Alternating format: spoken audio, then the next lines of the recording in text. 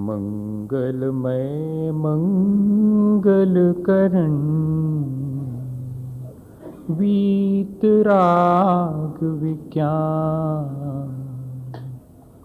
नमो ताहि जाते भगे अरहंतादि महान। जो विद्यादि सागर सुधी जो विद्यादि सागर सुधी गुरु हैं हितैषी शुद्धात्म में निरत नित्य हितोपदेशी। वे पाप ग्रीष्म ऋतु में जल हैं सयाने पूजून के सतत केवल ज्ञान पाने पूजून के सतत केवल ज्ञान पाने। बोले भगवान महावीर स्वामी की, आचार्य कुंद कुंद स्वामी की, आचार्य गुरुवर विद्यासागर मुनि महाराज की।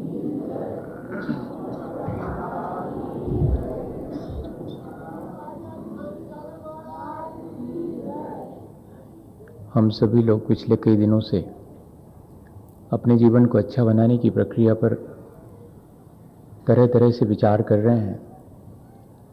सबसे श्रेष्ठ जीवन तीर्थंकरों का माना गया है, जो अपने आत्म कल्याण के साथ साथ प्राणी मात्र के कल्याण का मार्ग दिखाने के लिए अपना जीवन व्यतीत करते हैं। हम चाहते हैं कि हम भी उस ऊंचाई को छुएं। हम चाहते हैं कि उनके जैसा निर्मल, उनके जैसा पावन और अच्छा हमारा भी जीवन बने। और आचार्य भगवंतों ने वैसे जीवन, सबके पास वैसी सामर्थ्य है वैसे जीवन को पाने की, इस बात का डिक्लेरेशन किया है। ऐसा नहीं है कि तीर्थंकर कोई विशिष्ट व्यक्ति ही तीर्थंकर बने, ऐसा नहीं है। वो विशिष्टता कोई भी हासिल कर सकता है। इसलिए हमने पिछले दिनों तीर्थंकर कैसे बनते हैं और हम उन तीर्थंकर के जैसे बनने के लिए कैसे भावना भा सकते हैं, इस पर विचार किया है। क्या होता है जब तक हमारे अंदर इस तरह की बात न हो, इस तरह की दृष्टि ही न हो कि हमें कैसा करना है या हम ऐसा कर सकते हैं कि नहीं कर सकते हैं, तब तक हमारे भीतर कोई प्रयत्न भी नहीं होता है। जो हमें दृष्टि मिले, हमें विचार आए उस चीज के करने का, और हमारे अंदर एक कॉन्फिडेंस डेवलप हो, सेल्फ कॉन्फिडेंस कि हाँ हम ऐसा कर सकते हैं, तब फिर हम उस तरफ प्रयत्न शुरू करते हैं। हमने पिछले दिनों यही किया है। हमने जाना है कि हम कैसे हो सकते हैं, हमारे अंदर कितनी क्षमताएं हैं, हम उनको कैसे मैनिफेस्ट कर सकते हैं, हम उनको कैसे अपने भीतर एक्सप्लोर कर सकते हैं, हम कैसे उनको अपने भीतर प्रकट कर सकते हैं, उद्घाटित कर सकते हैं। और ये बहुत इंडिविजुअल है। ऐसा नहीं है कि मेरे किए आपको कुछ हो जाए और आपके किए मुझे कुछ हो। नहीं, अपने किए ही अपने को होता है, ये भी हमने समझा है। तो फिर क्यों नहीं हम अपने जीवन को परिवर्तित करने की शुरुआत करें? क्यों हम एक लाभ का जो सौदा है वो क्यों ना हम करें? ऐसा भी हमने पिछले दिनों सोचा है। और एक दृष्टि हमने अपने भीतर डेवलप की है कि जैसा आत्म तत्व मेरे भीतर है, वैसा ही आत्म तत्व प्राणी मात्र के भीतर है। और जैसे ही ये दृष्टि हमारे भीतर आती है, इसी को तो कहते हैं दर्शन विशुद्धि। जो आत्म तत्व मेरे भीतर है वही प्राणी मात्र के भीतर है। मैं अपना आत्म कल्याण करूं, प्राणी मात्र भी अपना आत्म कल्याण करें। जब इस तरह की भावना उत्पन्न होती है, तब कोई तीर्थंकर की हैसियत से अपने भीतर विशिष्टता हासिल करना शुरू करता है। फिर जहाँ भी श्रद्धा दिखाई पड़ती है वहाँ हमारा मन झुक जाता है, जहाँ आत्मज्ञान दिखाई पड़ता है वहाँ मन झुक जाता है, जहाँ जीवन और आचरण पवित्र होने लगता है वहाँ हमारा मन झुक जाता है, तपस्या और तपस्वी जनों के प्रति हमारा मन झुकने लगता है। जो जो अपने भीतर सद्गुणों को हासिल करते चले जाते हैं हम उनके प्रति विनम्र होते चले जाते हैं। हमारे भीतर उनके जैसे बनने की ललक पैदा होती है, हमारे भीतर भी उनके जैसे संयमित होने का मन बनता है और हम भावना भाना शुरू करते हैं कि हम अपने स्वभाव को प्राप्त करें और सब पापों से बचकर अपनी उस निर्मलता को हासिल करें। इसी का नाम तो शील व्रतेषु अनतिचार है। फिर निरंतर निरंतर मैं कैसे उस अपने आत्मा की अनंत सामर्थ्य को जानते चले जाऊं, अभीक्ष्ण ज्ञानोपयोग, और कैसे मैं निरंतर धर्म और धर्मात्माओं के संपर्क में रह करके संसार के दुखों से बचता रहूं। इसी का नाम तो अभीक्ष्ण संवेग है। और फिर जितनी सामर्थ्य हो उतना त्याग, जितनी सामर्थ्य हो का आशय है, जितनी विरक्ति उतना त्याग कर दो ना। जब मुझे कई चीजों से मेरा मन हट गया है तो क्यों ना मैं संकल्पित हो जाऊं कि अब उन चीजों के प्रति मेरा मन कभी जाए ही ना। आज मेरा मन जिन चीजों की तरफ नहीं जा रहा है मैंने जीवन भर के लिए तय कर लिया, पता नहीं कब मेरे भीतर फिर ऐसा भाव उत्पन्न हो कि मैं फिर उन्हीं चीजों की तरफ जाने लगूं। तो आज जब मेरा मन उन चीजों से विरक्त हो गया तो मैं संकल्पित हो जाता हूं कि अब मैं उन चीजों को अपने जीवन में स्वीकार नहीं करूंगा। इसी का तो नाम शक्तितः त्याग है। और फिर धीरे धीरे अपने भीतर की शक्ति को हम इतना बढ़ा लेते हैं कि अपने आत्म कल्याण के अलावा और कोई इच्छा ही नहीं उत्पन्न होती है। और जब ऐसी स्थिति आती है तब उसी को तो हम शक्तितः तप कहते हैं। हमने यहाँ तक अपने जीवन में ये सारी चीज़ें टटोल करके देखी हैं कि हाँ ऐसा तो हम कर सकते हैं, जितना एप्लीकेबल है उतना तो हम अपने जीवन में, ठीक है 100% नहीं कर सकते हैं लेकिन 1% तो कर सकते हैं। इन चीज़ों को आंशिक रूप से भी इनका स्वाद हम ले सकते हैं।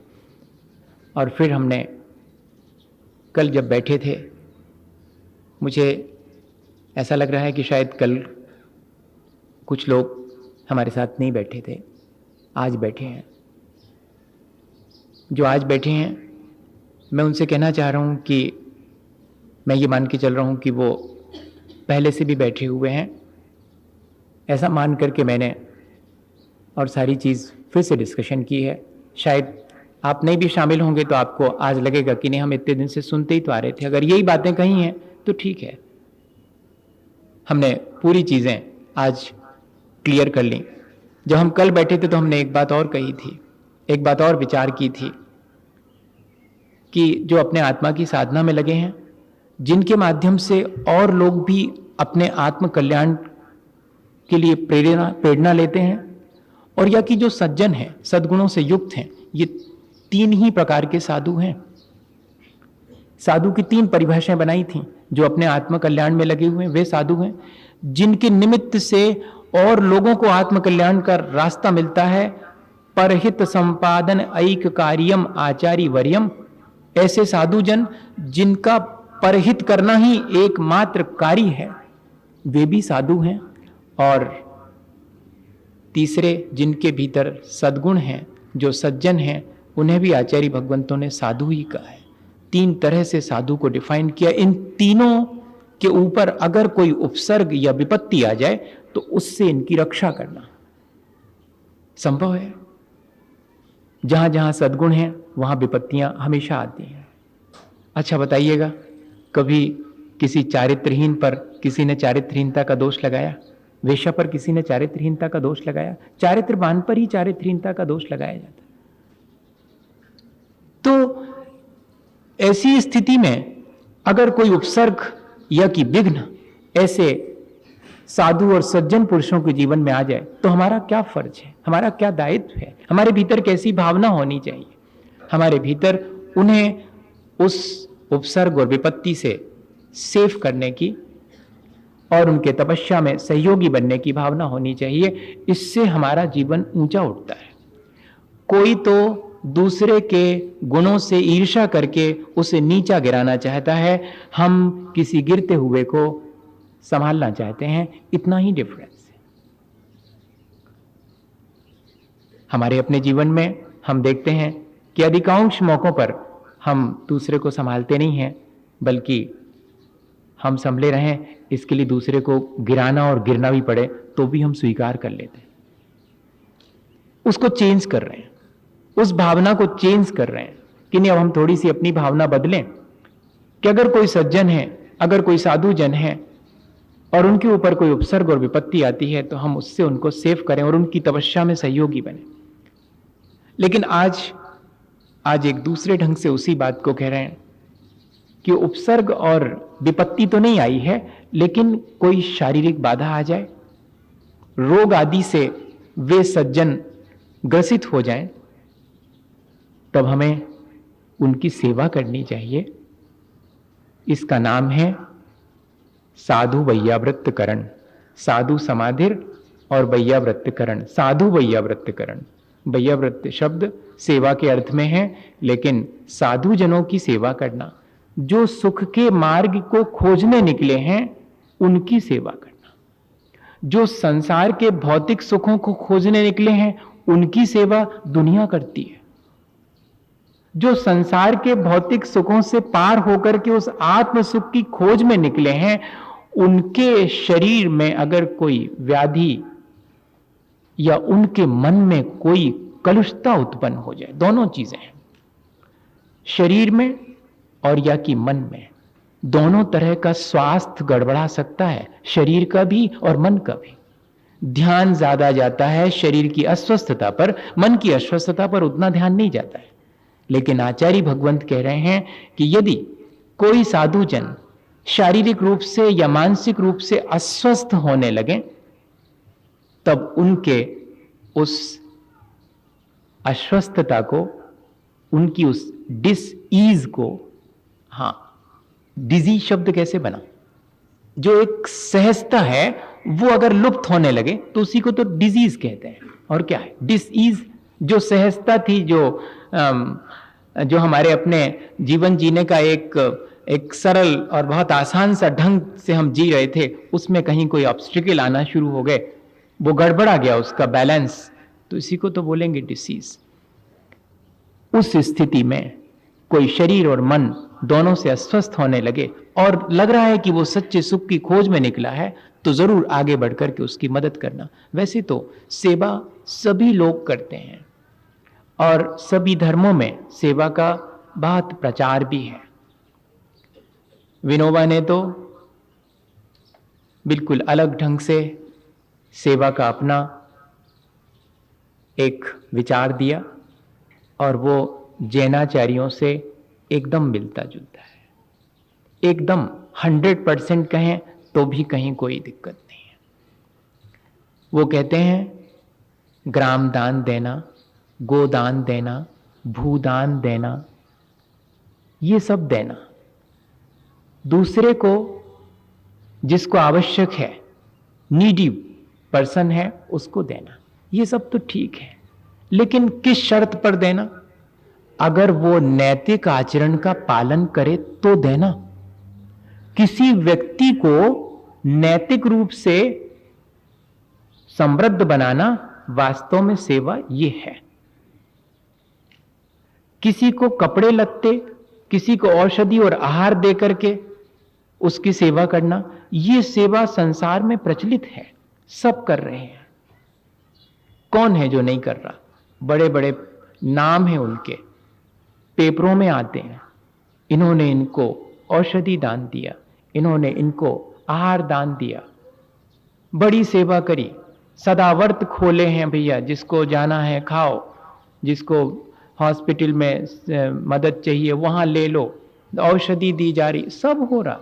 लेकिन नैतिक रूप से पतित होता चला जाए व्यक्ति और उसकी शारीरिक सुविधाएं उसको मुहैया करवा दी जाएं, इतने से काम नहीं बनने वाला। वो जरूरी है, लेकिन उसके साथ साथ दोनों चीजों का अगर कॉम्बिनेशन हो तो बहुत सुंदर, तभी हमारा जीवन ऊंचा उठेगा। सिर्फ शारीरिक अस्वस्थता को दूर कर दिया और मन तो अस्वस्थ रहा, तो कल के दिन उस मन की अस्वस्थता से वो अपना संसार और बढ़ा लेगा, आपकी मदद से संसार बढ़ा लेगा। अभी तो शरीर से अस्वस्थ था, इसलिए ज्यादा कुछ नहीं कर पाता था, आपने उसको शरीर से स्वस्थ कर दिया, लेकिन मन से स्वस्थ नहीं किया, तब उसने अपने शरीर के स्वास्थ्य का दुरुपयोग करना शुरू कर दिया। और उसमें आप सहयोगी हो गए। इसलिए जरूरी है कि हम उसे शारीरिक स्वास्थ्य के साथ साथ मानसिक स्वास्थ्य भी दें, उसे कम से कम स्वावलंबी बनाएं इस मामले में कि वो नैतिक रूप से पतित ना हो सके। कम से कम अभी धार्मिक उत्थान की बात नहीं है, सिर्फ नैतिक रूप से पतित ना हो, सिर्फ मानवीय जीवन मूल्य उसके भीतर हो, इतना भी अगर हो जावे तो सेवा हो गई। आचार्य भगवंतों ने इसी तरह से प्राणी मात्र की सेवा से अपने जीवन को तीर्थंकर की हैसियत का बना सकते हैं, ये इतनी बड़ी बात कही है। प्राणी मात्र के भीतर अगर मानवीय जीवन मूल्य बढ़ने लगे, अगर वो अपने आत्म कल्याण की तरफ बढ़ने लगे, ऐसा आपने कुछ कर दिया तो बहुत बड़ी सेवा होगी। आज ऐसी सेवा का लक्ष्य बहुत थोड़े लोगों का है। हमें आचार्य भगवंत प्रेरणा दे रहे हैं कि हम ऐसी सेवा के स्वरूप को भी समझें। और सेवा के लिए 3 चीजें बहुत जरूरी हैं। ग्लानि को जीतना पड़ता है, समानुभूति, एम्पैथी और अनुकंपा, कंपेंशनेट फीलिंग, ये 3 चीजें बहुत जरूरी हैं। यदि हमारे मन में ग्लानि का भाव होगा तो हम सेवा नहीं कर सकते। अगर हमारे मन में दूसरे की पीड़ा अपने जैसी नहीं मालूम पड़ेगी, हमारे भीतर समानुभूति, सहानुभूति नहीं कह रहा हूं, सहानुभूति तो जब हम दूसरे की सेवा करते हैं तो उससे मिलती है सहानुभूति, वो सिंपैथी कहलाती है। और एम्पैथी वो कहलाती जिसमें कि हम दूसरे की पीड़ा को अपने जैसा ही मान रहे हैं, वैसा ही फील कर रहे हैं, तब हम सेवा कर पाएंगे। और तीसरी चीज रखी है कंपेंशनेट फीलिंग, बहुत अनुकंपित हो जाना, बहुत द्रवित हो जाए जिसका मन, वो ही सेवा कर सकता है। नहीं तो बाकी जो सेवा है वो सेवा का दिखावा है।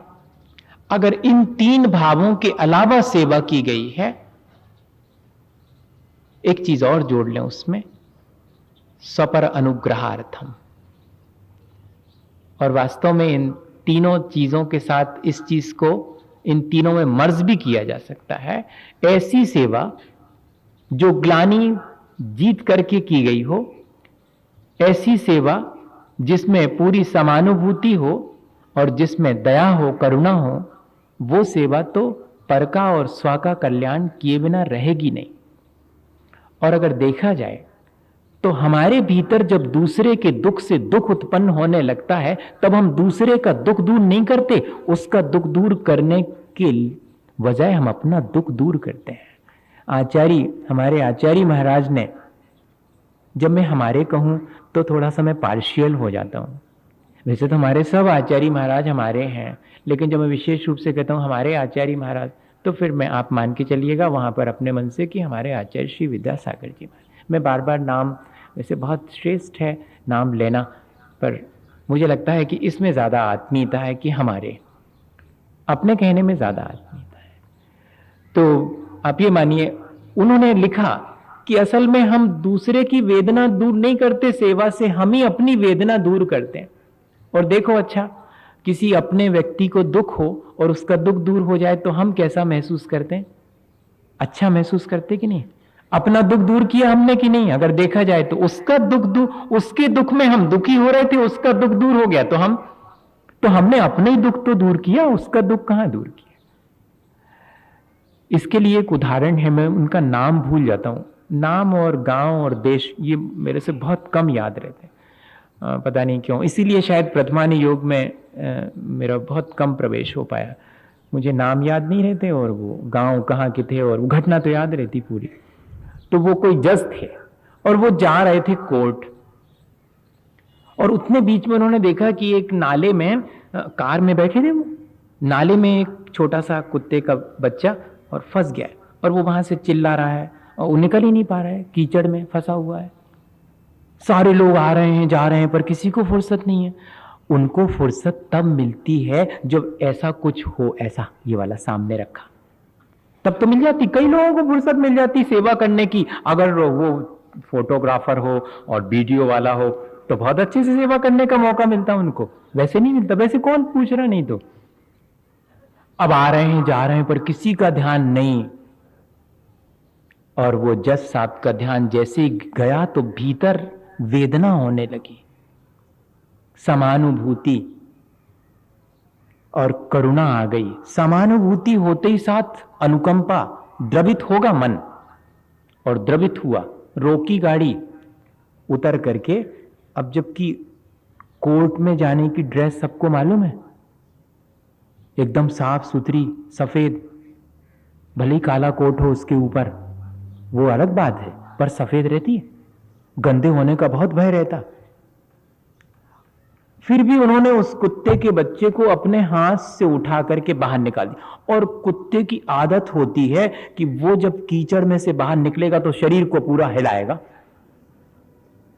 उसने पूरे शरीर को एक बार हिलाया तो और उचट करके उनके शरीर पर गया। लेकिन इसके बावजूद भी उनके चेहरे की प्रसन्नता गायब नहीं हुई, उनके हृदय का आनंद गायब नहीं हुआ।